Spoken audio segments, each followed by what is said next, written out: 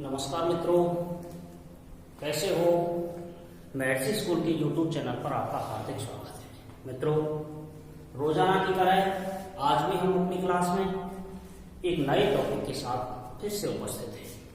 आज की हमारी क्लास होगी टेंस में। हमारा टेंस होगा पास्ट कंटिन्यूअस टेंस। देखिए मित्रों, पास्ट कंटिन्यूअस टेंस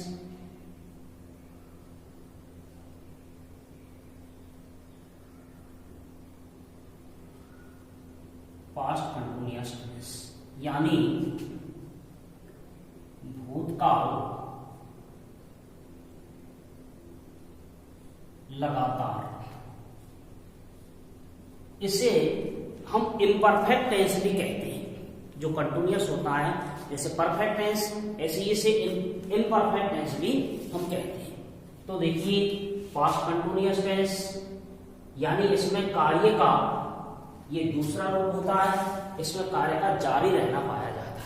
इसमें हमें ये पता नहीं लगता कि कार्य कब शुरू हुआ और कार्य कब खत्म होगा, लेकिन हमें सिर्फ इतना पता रहता है कि कार्य की निरंतरता, कंटिन्यूटी जारी है। यानी इसीलिए हम इसको प्रोग्रेसिव टेंस भी कहते हैं। यानी गतिविधियों को जारी रहना इसमें पाया जाता है। और जब जारी रहना पाया जाता है तो इसकी पूंछ पर रहा शब्द निश्चित रूप से बैठा है। प्रेजेंट कंटिन्यूअस है, प्रेजेंट है तो रहा है हो जाएगा। पास्ट कंटिन्यूअस है तो रहा था हो जाएगा। और फ्यूचर कंटिन्यूअस है तो रहा होगा हो जाएगा। यानी प्रोग्रेसिव मीन्स रहा। जहां कंटिन्यूअस शब्द आ जाए, कंटिन्यूअस का अर्थ रहा होता है। पास्ट है तो रहा था, प्रेजेंट होता तो रहा है, फ्यूचर होता तो रहा होगा। तो आइए सबसे पहले देखते हैं हम इसकी हिंदी की पहचान। इसको हिंदी में कैसे पहचानेंगे, इस टेंस की हिंदी की पहचान।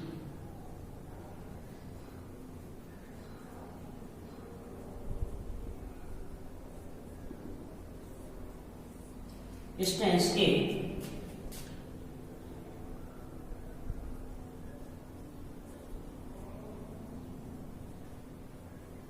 हिंदी वाक्यों के अंत में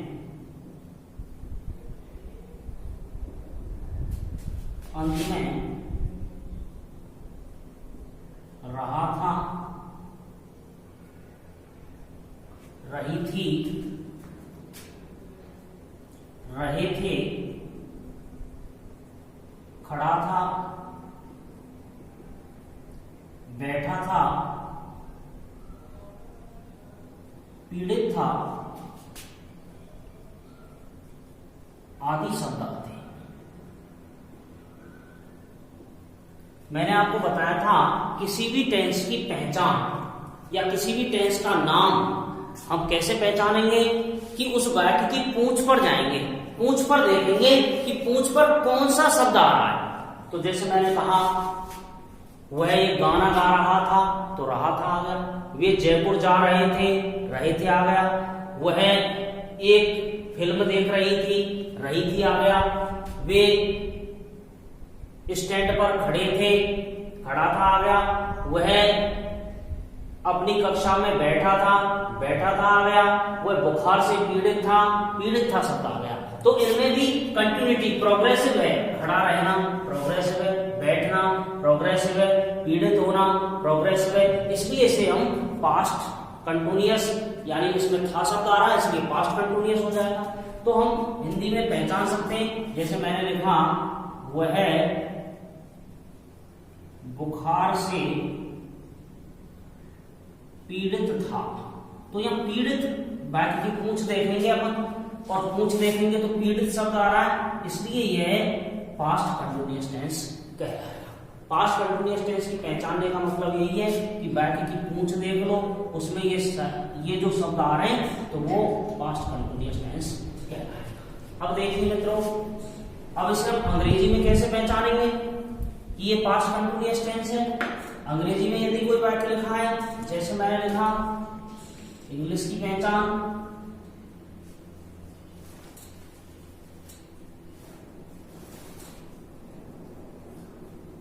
अंग्रेजी में कैसे पहचानेंगे कि ये पास्ट कंटिन्यूअस है। इस टेंस के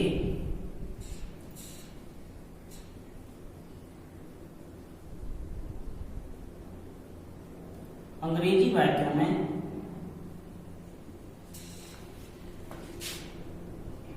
at that time, at that moment,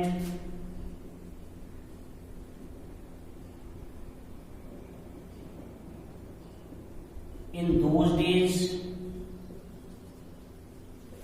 while तथा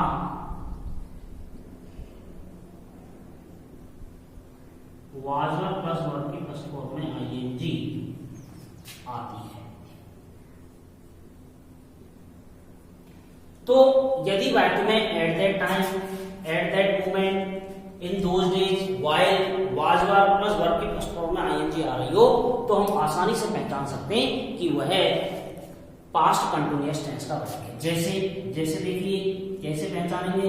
मैंने लिखा I was going to Jaipur, तो पहचानने के लिए सबसे पहले कर्ता देखो, कर्ता के तुरंत बाद देखो ये हेल्पिंग वर्ब आ गई, वाज आ रहा है, ये मेन वर्ब में आईएनजी आ रही है, तो हम पता लगा लेंगे कि ये टेंस कौन सा है, प्रेजेंट कंटिन्यूअस है। मैंने लिखा he was working hard in those days, तो हमें इस शब्द से ही पता लग जाएगा, इन दोज डेज आ गया कि भाई ये पास्ट कंटिन्यूअस टेंस है।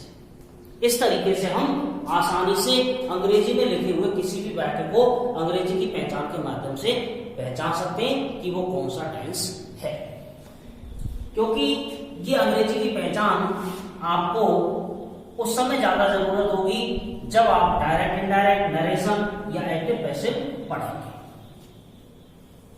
अगला है इसकी हेल्पिंग वर्ब।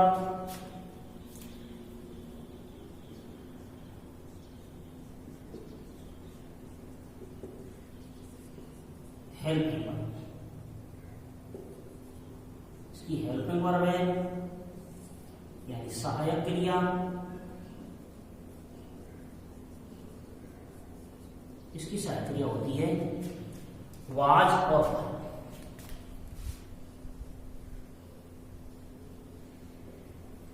एक वचन करता,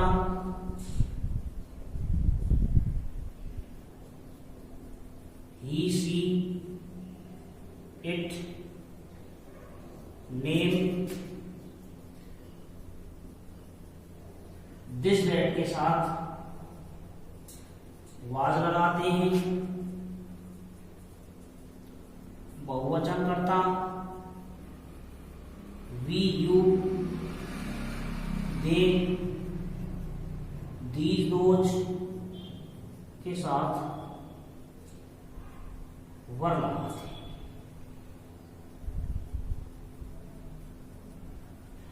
आई के साथ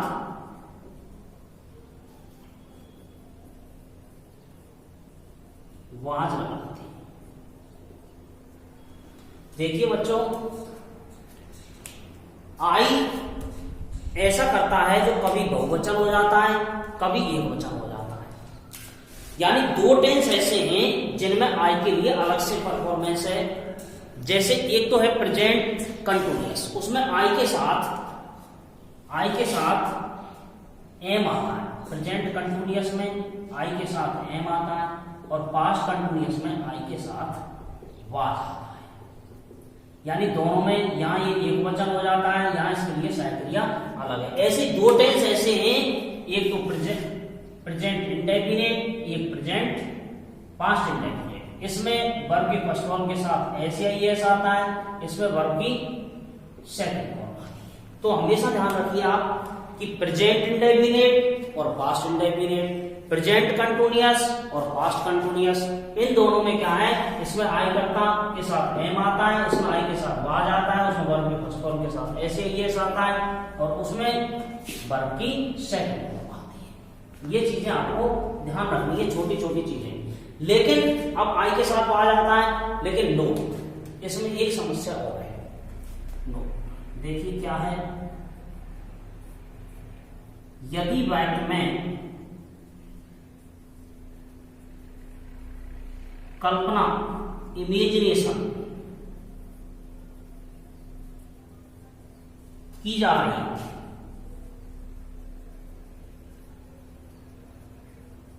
तो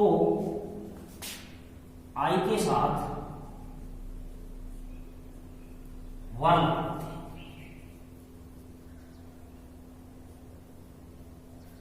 यदि वाक्य में कल्पना की जा रही हो तो फिर आई के साथ वाज ना आकर के वर लगाते हैं, और कल्पना के लिए उसमें इफ से वाक्य शुरू होता है। जैसे मैंने कहा, यदि मैं प्रधानमंत्री होता, if I were prime minister, यदि मैं प्रधानमंत्री होता तो कोरोना पर नियंत्रण कर लेता। If I were prime minister I would control the corona. तो यदि मैं पक्षी होता तो आसमान में उड़ता। If I were bird I would fly in the sky. यदि मैं छात्र होता तो बड़े मन लगाकर पढ़ता।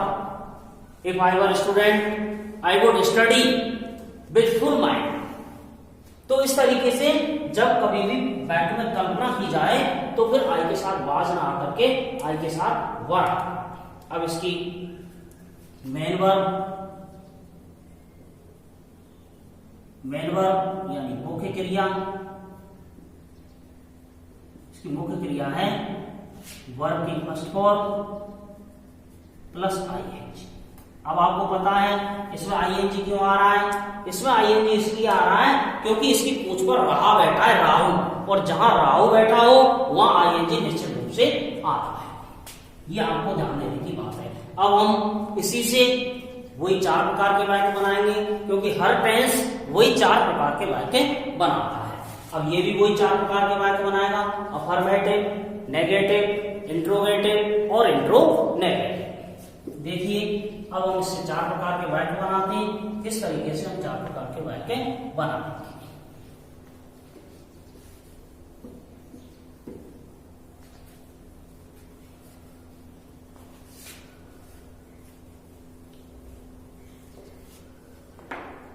अब सबसे पहले वाक्य बनाने के लिए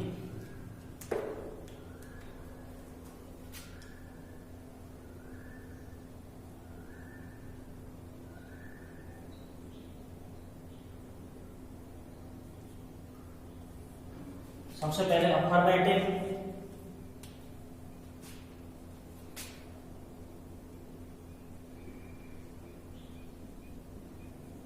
अफर्मेटिव यानी साधारण वाक्य। साधारण वाक्य का सूत्र मैंने आपको बताया था मित्रों, सबो SHBO यानी subject plus helping verb plus verb की फर्स्ट फॉर्म में ING प्लस ऑब्जेक्ट प्लस मैंने लिखा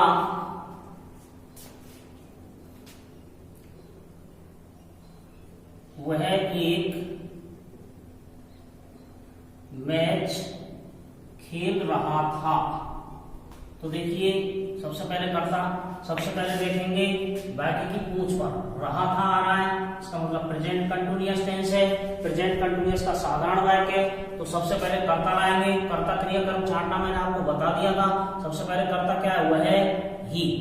फिर ही एक वचन है या बहुवचन है? एक वचन है, ये एक वचन है, तो सहायक क्रिया क्या आएगी? Helping verb was, he was. फिर खेलने को क्या कहते हैं? प्ले। प्ले में ING लगा देंगे, प्लेइंग। फिर एक मैच, कर्म है एक मैच, वह एक मैच खेल रहा था। मैंने लिखा मैं एक पुस्तक पढ़ रहा था। तो आई के साथ वाज आएगा, आई वाज।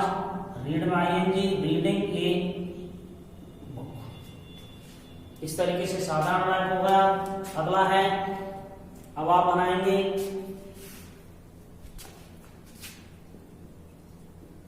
वे एक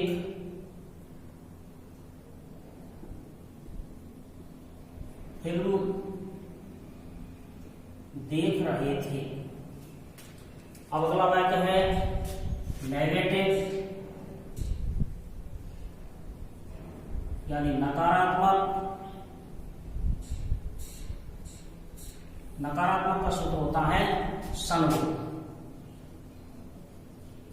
यानी subject plus helping verb plus not plus verb के फर्स्ट फॉर्म में ING plus object plus would.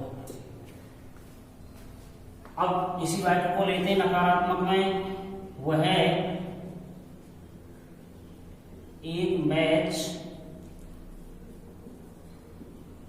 नहीं खेल रहा था। तो सबसे पहले करता ही, फिर एक वचन है इसलिए वाज, ही वाज, फिर नॉट आएगा, नॉट, फिर क्रिया प्ले में आईएनजी, प्लेइंग ए मैच। अब इसका और इसका अंतर देख लें, क्या अंतर है। अब देखिए इन दोनों में सिर्फ नॉट का अंतर है। तो हमेशा ध्यान रखिए जब साधारण वाक्य को नकारात्मक बनाना हो तो हेल्पिंग वर्ब के तुरंत बाद नॉट लगा देते हैं और कोई परिवर्तन नहीं होता। अब आप बनाएंगे, मैं एक पुस्तक नहीं पढ़ रहा था,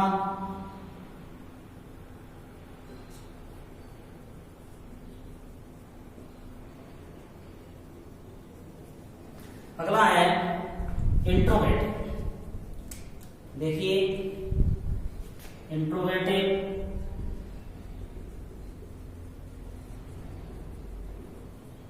इंट्रोगेटिव का अर्थ होता है प्रश्नवाचक। प्रश्नवाचक का सूत्र होता है हसवो,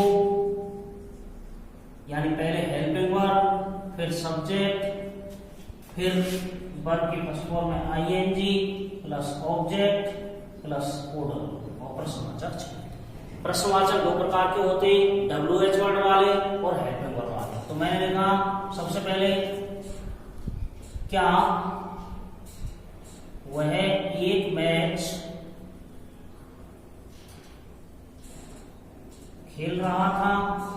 तो क्या की अंग्रेजी लाएंगे, तो क्या की अंग्रेजी क्या आएगी, इस टेंस की सहायक क्रिया यानी वाज वर्ब। अब वाज वर्ब में से वह ही कौन सा करता है, एक वचन है, एक वचन के साथ वाज आता है इसलिए वर्ब नहीं आएगा। तो वाज माने क्या हो गया, was he playing a match. अब इन दोनों का अंतर देख लें, इसमें और इसमें क्या अंतर है, साधारण वाक्य में और प्रश्नवाचक में और नकारात्मक में इन दोनों में क्या अंतर है। इसमें देखिए साधारण वाक्य में और नकारात्मक में नॉट आ गया, प्रश्नवाचक में ये जो हेल्पिंग वर्ब है ये कर्ता से पहले आ गई, बस इतना सा अंतर है कि ये जो हेल्पिंग वर्ब है ये यहाँ कर्ता से बाहर आ गई, कर्ता से हेल्पिंग वर्ब को यहां से उठा करके यहां कर दिया तो ये प्रश्नवाचक है, ये एच भी यहां आ गई। ये इसमें अंतर, ये अंतर आपको निश्चित रूप से समझना है वाक्यों में आगे पीछे करने के लिए। अगला है इसी में आप बनाएंगे दूसरा इसका WH वाला, वह एक पुस्तक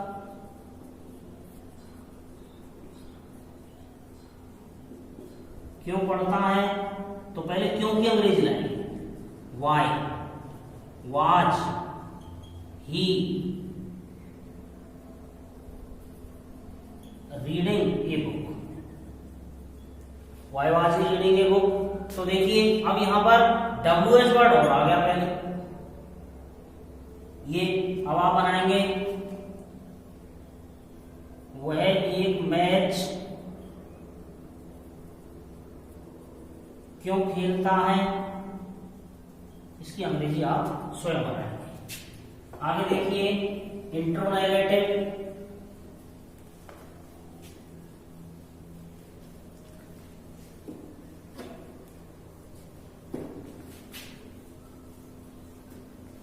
इंट्रोनेगेटिव प्रश्नवाचक नकारात्मक, इंट्रोनेगेटिव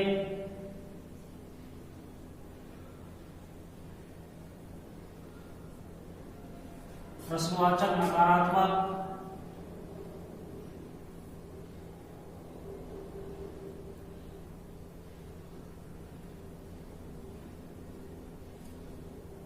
यानी इसमें प्रश्न भी पूछा जाता है और नई शब्द भी आता है। इसका सूत्र होता है हसनवो, यानी पहले helping verb plus subject plus not plus verb की फर्स्ट फॉर्म में आईएनजी प्लस ऑब्जेक्ट प्लस कोड। प्रश्न मैंने लिखा क्या वे एक मैच नहीं खेल रहे हैं, खेल रहे थे। तो सबसे पहले क्या की अंग्रेजी के लिए क्या आएगा, वर, क्योंकि कर्ता क्या है, बहुवचन है, दे बहुवचन है, इसलिए वाज वर में से वर आएगा यहाँ पर। Were they not playing a match. मैंने लिखा वे एक मैच क्यों नहीं खेल रहे थे।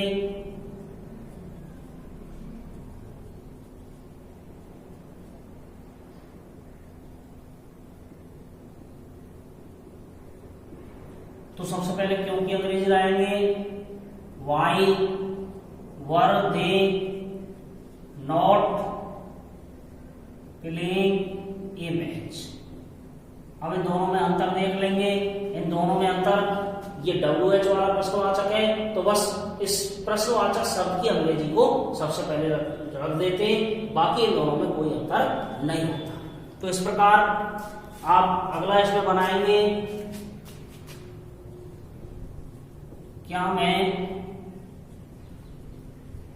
एक पुस्तक नहीं पढ़ रहा था और मैं एक पुस्तक क्यों नहीं पढ़ रहा।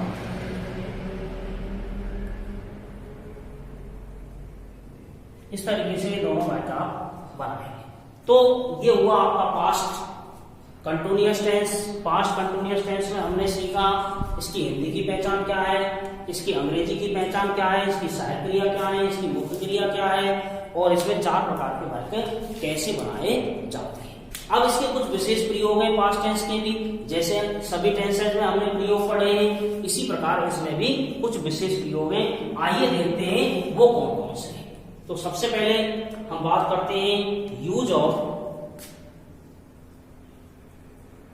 Was were. वाज वर का प्रयोग। अब वाज वर का प्रयोग क्या है, यदि किसी वाक्य के अंत में, यदि किसी वाक्य के अंत में था, थे, थी आदि शब्द आ जाए, था, थे, थी आदि शब्द,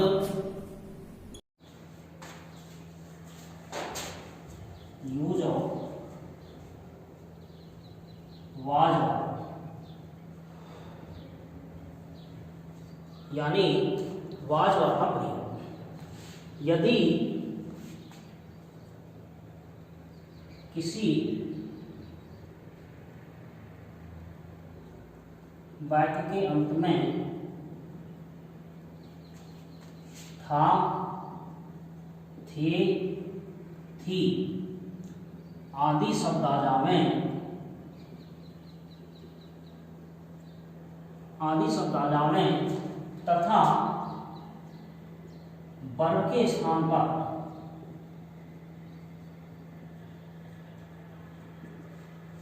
नाउन बैठा हो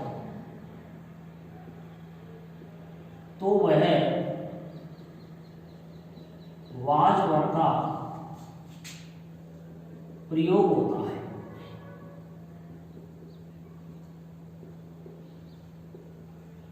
जैसे सबसे पहले कर्ता plus was were plus noun plus अंश। देखिए जैसे मैंने कहा वह मेरा घर था, वह मेरा घर था, तो मैंने कहा वह दैट वाज माई हाउस, वह मेरा घर था, यह मेरा गांव था, यह मेरा गांव था, इट वॉज माई विलेज, वे मेरे अध्यापक थे, दे वर माई टीचर्स, वे मेरे सम्माननीय मित्र थे, दे वर माई रेस्पेक्ट फ्रेंड्स। तो इस तरीके से ये वाज वर का प्रयोग होता है। अगला है use of was were plus about.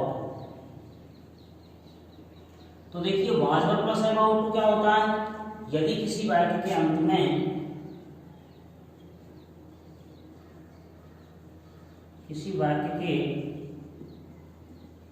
में वाला था,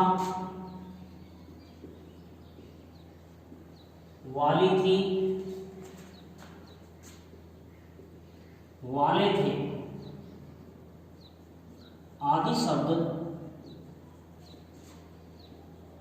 आ जावे तो वह was were plus about to का प्रयोग होता है।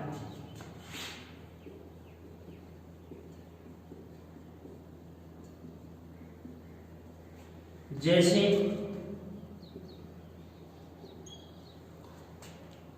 सब्जेक्ट यानी कर्ता plus was were plus about to plus verb की first form plus object plus वोट। मैंने कहा वह जयपुर जाने वाला था, तो he was about to go to Jaipur. मैंने कहा वर्षा होने वाली थी, जब वाक्य में कर्ता नहीं होता क्रिया आती है तो इट को कर्ता बना देते हैं। It was about to rain. आप बनाएंगे वे एक मैच खेलने वाले थे। ऐसे इसमें आप बनाएंगे वह कुछ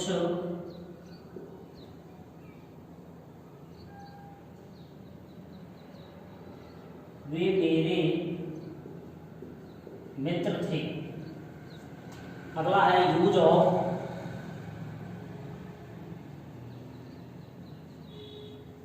was were plus making plus object plus verb की फर्स्ट फॉर्म।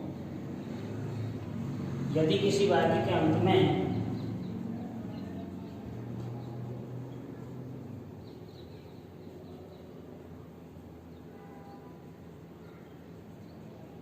वा रहा था, वा रही थी, वा रहे थे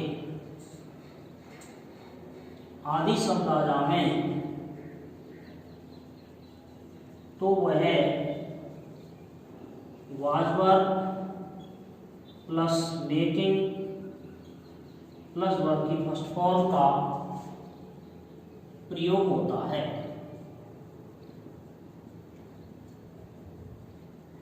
जैसे देखिए इस तरीके से वाज वर प्लस मेकिंग आता है। किसी वाक्य के अंत में वा रहा था, वा रही थे आ जाए। जैसे मैंने लिखा सबसे पहले कर्ता plus was were plus making plus object plus verb की फर्स्ट फॉर्म प्लस कोड। जैसे मैंने कहा हवा बादलों को नचा रही थी, तो wind was making clouds dance. जैसे मैंने कहा वह मुझसे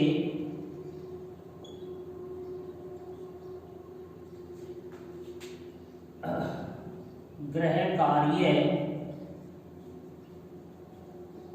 करवा रहा था, ये आप स्वयं बनाएंगे।